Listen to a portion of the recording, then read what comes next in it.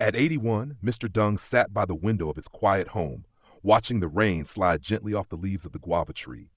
The room smelled faintly of eucalyptus oil and jasmine tea. He had lived a long life, 3 children grown, 1 wife buried, and decades of work behind him. He had friends, though fewer now. His bones ached in the mornings. His memory sometimes failed him at night. But more than the wear and tear of age, what disturbed him most was how few people ever told the truth about getting old. The brochures at the clinic spoke of active retirement and silver years filled with travel and laughter. But Dung knew that wasn't always reality. Old age wasn't a holiday, it was a test. Not everyone passed, but those who did so by facing the truth, not hiding from it. And so, one afternoon, as he stirred sugar into his tea, he pulled out an old notebook and wrote down 7 hard truths he wished someone had told him earlier. Truths that, in his eyes, every elderly person needed to hear if they wanted not just to survive, but to thrive in their final chapter. Nazar 1. No one is coming to save you. Take responsibility for yourself. When Dung first retired, he believed his children would naturally take care of him. After all, he had sacrificed his youth for them. But as the years passed, he saw them build their own families, juggle jobs, face stress he didn't fully understand.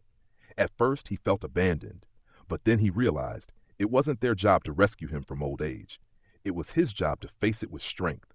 So he learned to cook simple meals for himself. He managed his medications.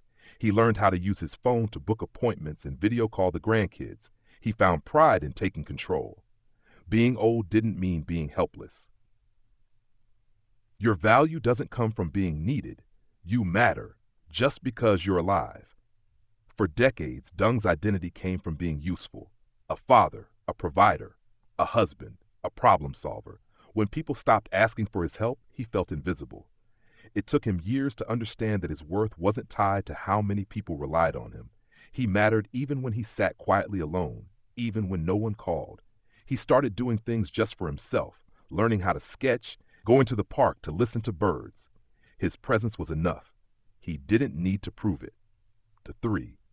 The body will weaken, but that doesn't mean the mind has to. Dung had friends who gave up the moment their legs hurt or their hands shook. They said, "I'm too old to learn," and surrendered to stillness. He refused. Every day, he read the newspaper out loud to keep his voice strong. He memorized a new word in English once a week. He joined a local reading group, even if he was the oldest one there by 2 decades. His knees cracked, yes, his back ached, but his thoughts remained sharp.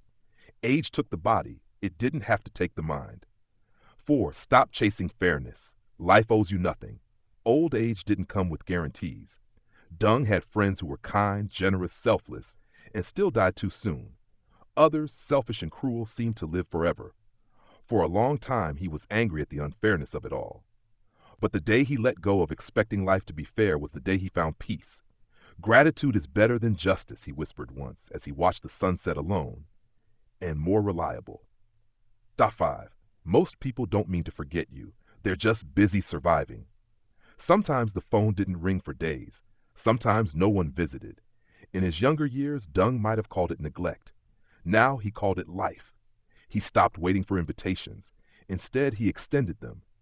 He messaged his grandson with jokes. He called old friends just to say hi. He sent voice recordings to his daughter saying he missed her. And slowly they came back. Not out of guilt, but out of warmth. People with effort, not expectation. Let go of who you were. Accept who you are now. There was a time when Dung could lift heavy crates, when his hands were firm and his voice commanded rooms. That man was gone. Clinging to his former self only made him bitter. He learned to laugh at his forgetfulness, to forgive his body for being slower, to look at his wrinkles and see history, not decay. He wasn't a faded version of his younger self. He was a different version, quieter, softer, but perhaps wiser. Death is real. Stop pretending you'll live forever and start living now. This was the hardest truth. Most elders, he found, avoided it. They filled their days with distractions, pretending tomorrow was guaranteed. But Dung faced it every morning. He kept a small journal by his bed with one question written at the top. If today was your last day, how would you spend it?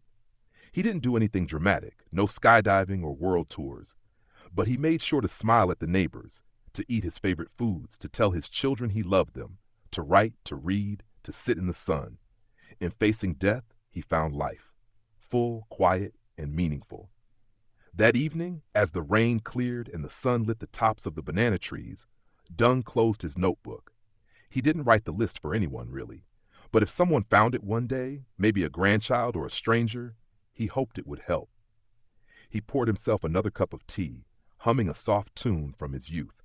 The world outside buzzed with life, motorbikes in the distance, a dog barking, the faint voice of a child. He was still here.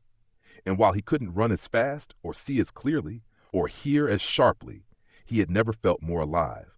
Because he knew the truth, and he wasn't afraid of it anymore.